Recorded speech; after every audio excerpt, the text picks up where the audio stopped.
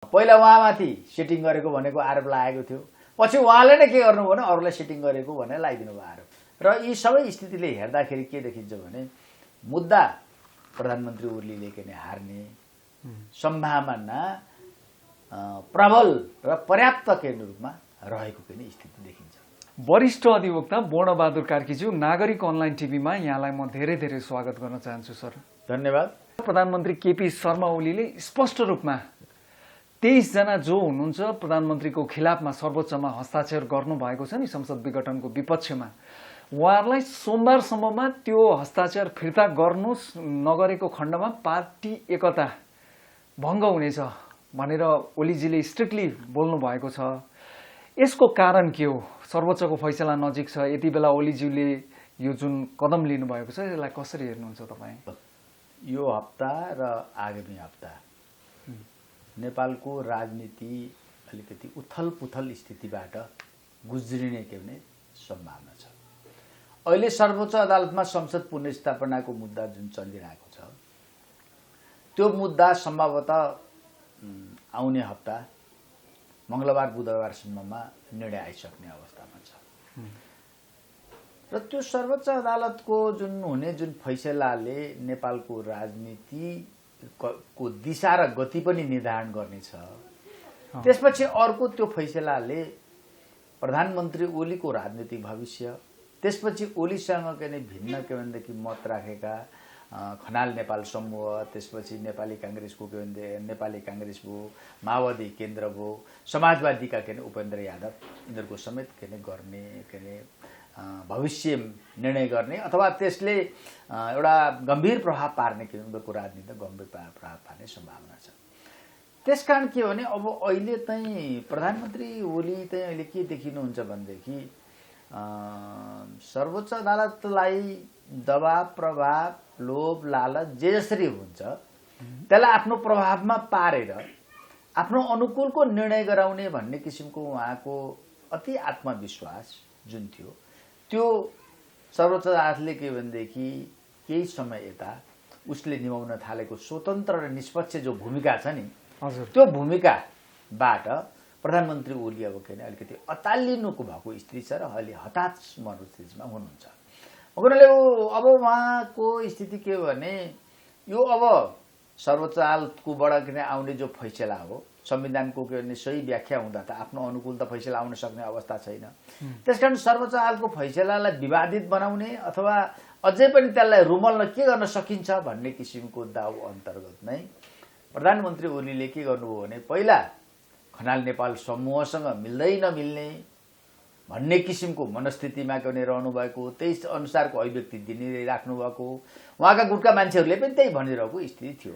त उहाँले अप्रत्याशित रूपमा एउटा प्रस्ताव के ल्याउनु भने के भने पार्टी एकता गर्नको लागि 9 महाधिवेशनले निर्वाचित गरेको जुन किसिम पदाधिकारी तथा केन्द्रीय सदस्य तिनीहरूलाई के भने लाइने के मान्यता दिने र ऋषि कटेलको मुद्दाले पार्टी विभाजन एकतालाई जो विभाजन गरेको थियो माओवादी केन्द्र र एमालेलाई, त्यो भन्दा एकता हुनुभन्दा पूर्वको 75 साल फागुन 2 गतेको स्थितिमा के फर्किने र 10औं महाधिवेशन जुन तयारी समिति के भनेदेखि बनाएको त्यसलाई विघटन गर्ने भन्ने उहाँले के भन्नुभयो।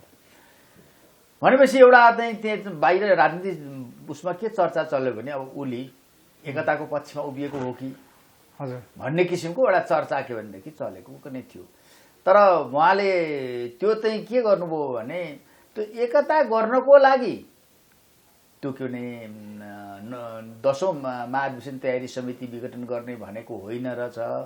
यो त के हो भने म त एकताको पक्षमा, तर के भने खनाल नेपाल समूह त एकताको पक्षमा छैनन् भन्ने कुरो देखाउन उहाँले मात्रै चाहेको रहेछ भन्ने कुरो अहिले कसरी पुष्टि भयो भने कि उहाँले यदि त्यही एकता चाहेको भए खनाल नेपाल समूहसँग जुन के भने सर्वोच्च अदालतले एउटा के फैसला गर्यो भने के भनेदेखि यो कर्णाली प्रदेशका सांसदको विषय भने 9औं महाधिवेशनले जुन निर्वाचित गरेका पदाधिकारी अथवा के भने केन्द्रीय सदस्य छन् त्यसले मात्रै मान्यता पाउने, त्यही चाहिँ निर्वाचन आयोगमा दर्ता भएको भनेर भन्ने किसिमको त्यो निर्णय भइसकेपछि त अब त्यो 10औं महाधिवेशन तयारी समिति गठन गरेको पनि सिद्धिएन। त्यसपछि के भने 10औं महाधिवेशन तयारी समिति निर्माण गर्ने, त्यसपछि माओवादी केन्द्रका के भने नेताहरूलाई त्यहाँ थप्ने, ती सबैलाई के गर्यो सर्वोच्च अदालतको त्यो आदेशले के गर्यो त भने शून्यमा के भने पुर्याइदिएको भने त अब त्यसरी एकताको पक्षमा ओली भएको भए त अब पहिलाको जुन 9 महाधिवेशनले निर्वाचित गरेको जुन के भनेदेखि स्थायी समिति थियो नि, त्यो स्थायी समितिको जुन बैठक के भने पहिला खनाल नेपाल समूहकोलाई पनि आफ्ना तर्फका नै बोलाएर त्यो बैठक राखेर अब केन्द्रीय समितिमा के एजेन्डा लिएर जाने भनेर के भने उहाँले के भने त्यो गरेको भए त्यहाँ एकताको के भनेदेखि प्रधानमन्त्री ओली एकताको चाहना राखेको भन्ने देखिन्थ्यो। तर उहाँले के गर्नुभयो त भनेदेखि त्यो स्थायी समितिको बैठक पनि राख्नु, आफ्नो गुटका मान्छे मात्रै राख्नुभयो। अनि त्यसमा को पनि संलग्न गराउनु भयो भने माओवादी केन्द्रबाट आएका मान्छेलाई पनि संलग्न गराउनु, जबकि माओवादी केन्द्रमा आएका मान्छेलाई आएको र गठन भएको स्थायी समितिलाई त कसले अस्वीकार गरिसकेको स्थिति थियो भने त्यो त सर्वोच्च अदालतको निर्णयले त अस्वीकार गरिसकेको थियो भएको हुनाले अनि अब यो स्थितिमा त खनाल नेपाल समूहलाई पनि त जाने सक्ने सम्भावना त भएन, किन प्रतिष्ठापूर्ण निर्णय त भएन। निर्णय के हो भने जालझेल किसिमको निर्णय मात्रै भयो, खालि आफ्नो के भने समूह अनुसारको पेल्दै जाने मात्रै कुरा भएपछि हिजो मात्रै उनीहरूले के खनाल नेपाल समूहले के निर्णय गरे भनेदेखि जबसम्म के भने स्थायी कमिटी 9 महाधिवेशनले निर्वाचित गरेको स्थायी समितिको बैठक, त्यसपछि त्यसले केन्द्रीय समितिको बैठक बोलाउनु पर्नेमा पुरै हामीसँग नगरिकन आफ्नो गुटको मात्रै राखेर गरेकोमा अब यो के भने आज के भने यो 18 गते आजको केन्द्रीय समितिको बैठकमा हामी जाँदैनौँ भनिसकेपछि त्यसको रियाक्सनको रूपमा प्रतिक्रियाको रूपमा आज प्रधानमन्त्रीले के गर्नुभयो भने जुन 23 जना सांसद जो के भनेदेखि सर्वोच्च अदालतमा संसद पुनर्स्थापनाको लागि रिटमा गएका छन्, उनीहरूले 2 दिनभित्र आफ्नो के भने सर्वोच्च अदालतमा दिएको के भने उजुरी फिर्ता लिनुपर्ने, नलिएमा अब केही कारबाही गर्ने के होला लिने भनेर के भनेदेखि आज उहाँले निर्णय गर्नुभयो।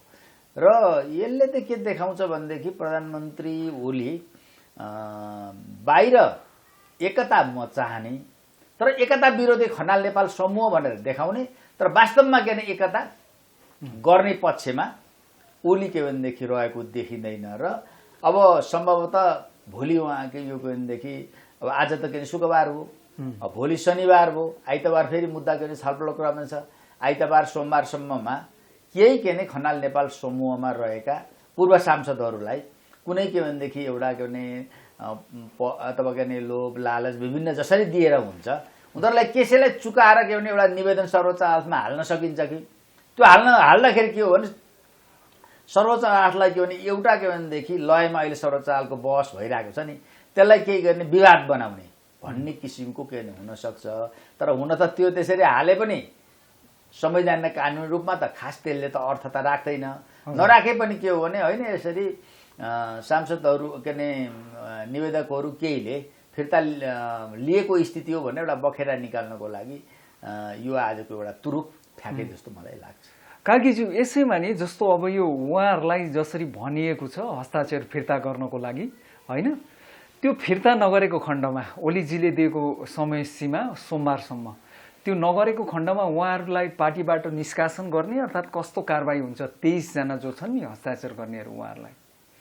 अब यस्तो हुन्छ, पहिलो कुरो त प्रधानमन्त्री जुन ओलीले अहिले जो कारबाहीको जो प्रक्रिया जुन सुरुवात गरेर के भने 23 गतेभित्र सर्वोच्च अदालतमा दिएको जुन निवेदन जस्तो खनाल नेपाल समूहका 23 जनाले संसद पुनर्स्थापनाको रिट निवेदनमा उनीहरूले के भने उनीहरूले पनि निवेदन के भने हालेका छन् भएको हुनाले अब त्यो के भने फिर्ता लिनु पर्यो भन्ने किसिमको अहिले उहाँले के भने जुन के गर्नुभएको छ। अब त्यहाँ अलिकति कानुनी संवैधानिक कुरामा हेरौँ कि खनाल नेपाल समूहका 23 जनाले जुन शेरबहादुर देउपाले जुन समर्थन गरे त्यो भनेको दलीय आधारमा त गरेको होइन, संविधानको धारा 76 को 5 अनुसार ती सांसदहरूको हैसियतमा के भने समर्थन के भने गरेको र गर्नु हुँदैन भनेर हुइप पनि के भनेदेखि एमालेबाट के भनेदेखि जारी भएको अवस्थामा होइन नभएको हुनाले अब त्यस दृष्टिकोणले हेर्दाखेरि पनि यी सर्वोच्च अदालतमा निवेदन दिने के भनेदेखि जुन 23 जना खनाल नेपाल समूहका छन् उनीहरूको कारबाहीको विषय बन्नलाई बहुत के नै गाह्रो छ। दोस्रो कुरा अब अहिले कारबाही प्रोसेसले के हो त वैधानिक भएर जस्तो के भने 9 महाधिवेशनले निर्वाचित गरेका पदाधिकारी केन्द्रीय सदस्यहरूको बैठकले त्यो स्पष्टीकरण माग्ने र कारबाही गर्ने कुरा भएको भए त्यो एउटा के वैधानिक हुन्थ्यो होला। अहिले त त्यहाँ के छ त अहिले उहाँले भन्नुभयो भने त्यही के भनेदेखि माओवादीबाट थपिएका के भनेदेखि सदस्यहरू पनि त्यहाँ समावेश छन् नि। उनीहरू सहितको निर्णय भएपछि त भोलि त्यसले त वैधानिकता हैसियत त प्राप्त गर्न सक्दैन। यो विषयमा त भोलि पनि उठ्छ के प्रश्न के हो भने ओलीजीले आज के भने स्पष्टीकरण माग्ने भनेर जुन निर्णय गर्ने के भनेदेखि पदाधिकारी सहितको केन्द्रीय समितिले निर्णय गर्यो त्यो के भने वैध हो कि होइन अवैध हो भनेर के भनेदेखि खनाल नेपाल समूहकाले दाबी गर्न सक्ने अवस्था रहन्छ। किनभने त्यहाँ त के छ त भनेदेखि माओवादी केन्द्रका रहेका मानिसहरू पनि त्यहाँ के नै सहभागी के नै गराएको के नै स्थिति के भने छ। र ओलीजीले अब यस्तो होला अहिले के त्यो जुन स्पष्टीकरण के भने सोधेपछि त एउटा त के भने एउटा प्रेसर बिल्डअप गर्ने। यो प्रेसर बिल्डअप गर्दाखेरि केही खनाल नेपाल समूहका मान्छेहरूलाई आत्मसमर्पण गराउन सकिन्छ कि पलायन गराउन सकिन्छ कि भन्ने किसिमको कुरो पनि के भने होला। तर भोलि गएर के भने यो कानुनी रूपमै लिएर के भने अवस्थामा जाँदाखेरि त भोलि गएर के भनेदेखि ओलीजीको के भने भोलि निर्णय के भने कायम हुन नसक्ने अवस्था के नै रहन्छ। किनभने तपाईँले देखिहाल्नु भयो नि पहिला 10औं अधिवेशन तयारी समितिले गरेको निर्णयको आधारमा कर्णालीका प्रदेश सांसद सदस्यलाई हटाएको थियो नि। त्यो त सर्वोच्च अदालतले के हो भने 10औं महाधिवेशनबाट निर्वाचित भएका पदाधिकारी केन्द्रीय समितिले मात्रै मान्यता पाउने भनेर निर्णय गर्यो नि। गरेको कारणले गर्दा भोलि यो पनि मान्ने के भनेदेखि नहुन पनि सक्छ। अब ओलीजीले के भने अब परिणाम त टिक्न नसक्ने निर्णय भए पनि एउटा राजनीतिक के भनेदेखि प्रचारबाजीको लागि अब कारबाही गरे निकाले भन्नु होला। तर त्यसको त अर्थ त के रहन्छ र उनीहरू त्यो निकाल्ने पक्ष पनि त भोलि त अदालत त जान्छ।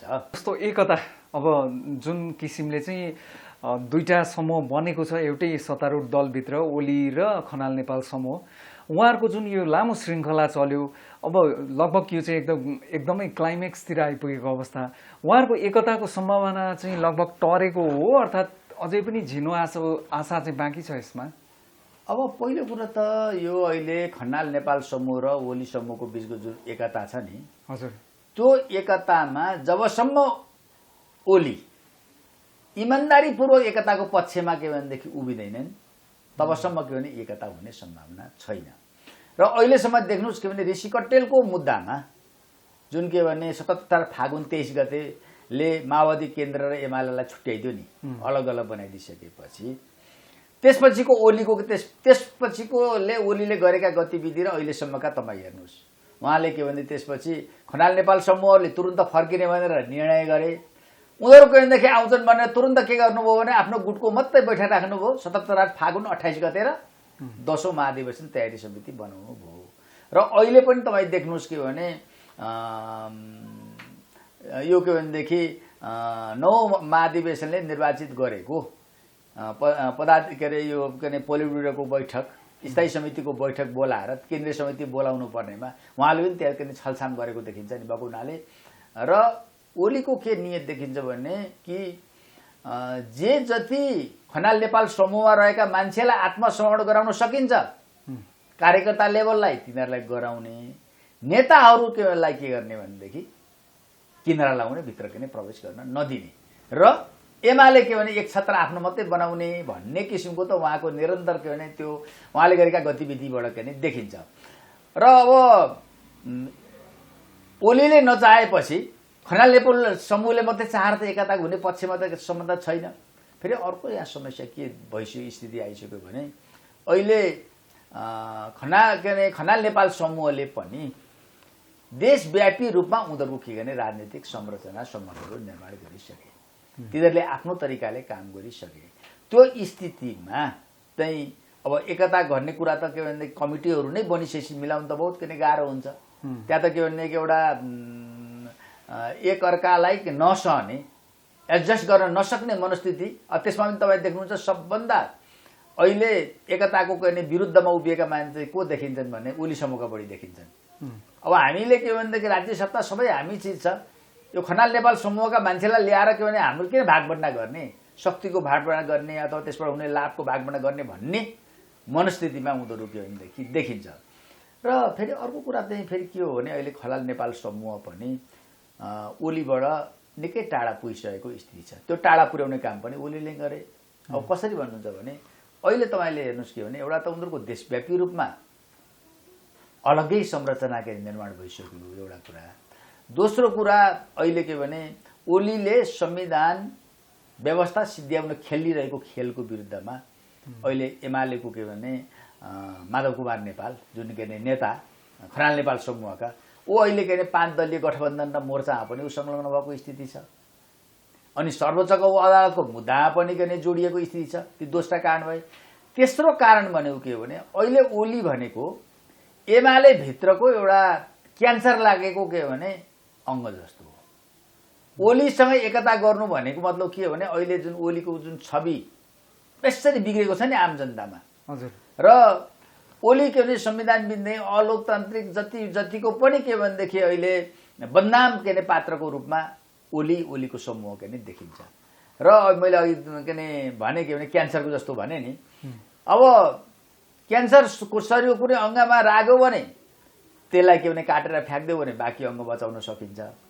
तर के भने त्यो अङ्ग त्यतिकै राख्यो भने के हुन्छ, सबै शरीरमा फल्छ, मान्छे पनि मर्छ नि त। त्यसकारण के हो भने अब फेरि खनाल नेपाल समूह कुराले पनि के हो भने कि यदि ओली समूहसँग एकता गर्दाखेरि पनि के हो भने ओलीले गरेका मच्चाका विकृति विसङ्गति वितण्डना ती सबै बोकेर के नि हिँड्नु पर्छ। र अलग्गै पार्टी चलायो भने बरु यिनीहरूको केही राजनीतिक अस्तित्व रहन सक्छ।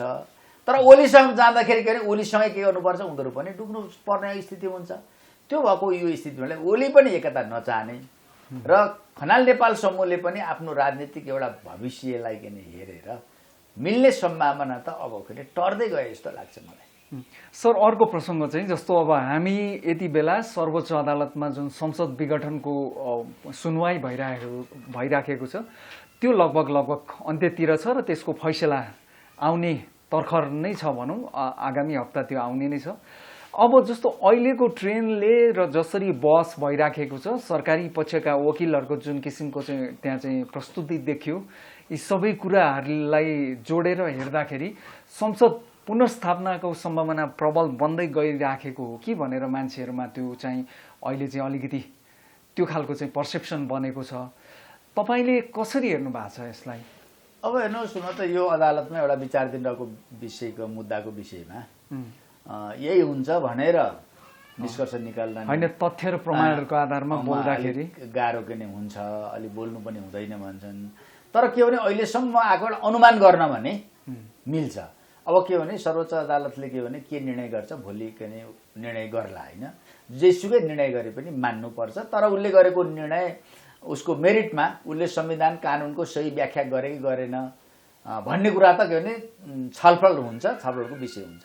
अब के देख्यो भने यो मुद्दाको जुन सुनाइको जुन क्रम हो, सुनाइको क्रममा के भने रिट निवेदक संसद पुनर्स्थापना हुनुपर्छ भन्ने पक्षका के भने कानुन व्यवसायीहरूले प्रस्तुत गरेका जुन के ने दलिलहरू भए, तर्कहरू थिए, ती धेरै के हो त भने आक्रामक रूपमा के भने थिए। र उनीहरूले के भने प्रधानमन्त्री ओलीले र राष्ट्रपति विद्यादेवी भण्डारीले मिलेर संविधान नै किल्चिएर दोस्रो पल्ट संसद विघटन गरेको हो र त्यो असंवैधानिक छ। र शेरबहादुर देउपाले गरेको जो दाबी त्यो के भने संविधान सम्मत छ भन्ने कुरा उनीहरूले जोरदार रूपमा उनले पुष्टि गरेको के भने स्थिति के भने रह्यो। अब प्रधानमन्त्री ओलीका के भनेदेखि सरकारी वकिल भए अनि प्राइभेट वकिलहरू भए, उनीहरू के एकदम रक्षात्मक स्थितिमा रह्यो, कुनै खास तर्क के दिन नसकेको। बरु के हो त भने खालि के भनेदेखि तर्क दिन नसकेपछि उत्तेजनामा आउने कुराहरू, कस्ता उत्तेजना आउने कुराहरू, ल संसद पुनर्स्थापना गरिदियो अरे राष्ट्रपतिले मानिदिनु भएन भने के हुन्छ? अब संविधानै के भने सर्वोच्च अदालतले दिएको आदेश राष्ट्रले मानिदिनु भएन के हुन्छ त? हप्काउने कुरा न भयो। त्यस्ता किसिमका गरे अडबाङ्गे तर्कहरू मात्रै गर्ने गरेको थियो। र न्यायाधीश सर्वोच्च अदालतका मान्य न्यायाधीशहरूले गरेको देखि प्रश्न र ती सबैलाई हेर्दाखेरि के देखिन्छ भने अब संसद पुनर्स्थापना हुने कुरा पनि करिब करिब निश्चित जस्तो पनि छ। त्यो त्यति कुरो त के भने पक्ष विपक्षका वकिलले बहस गरेको, न्यायाधीशहरूले प्रश्न जो सोधेको, ती सबै कुराबाट एउटा अनुमान के भने गर्न के भने सकिन्छ।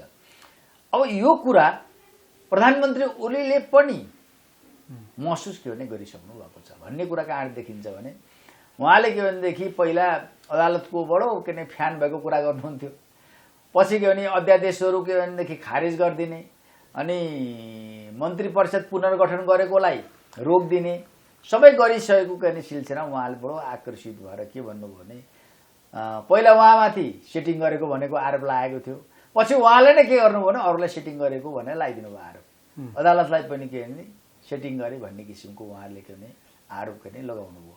र यी सबै स्थितिले हेर्दाखेरि के देखिन्छ भने मुद्दा प्रधानमन्त्री ओलीले के भने हार्ने सम्भावना प्रबल र पर्याप्त के रूपमा रहेको के स्थिति देखिन्छ।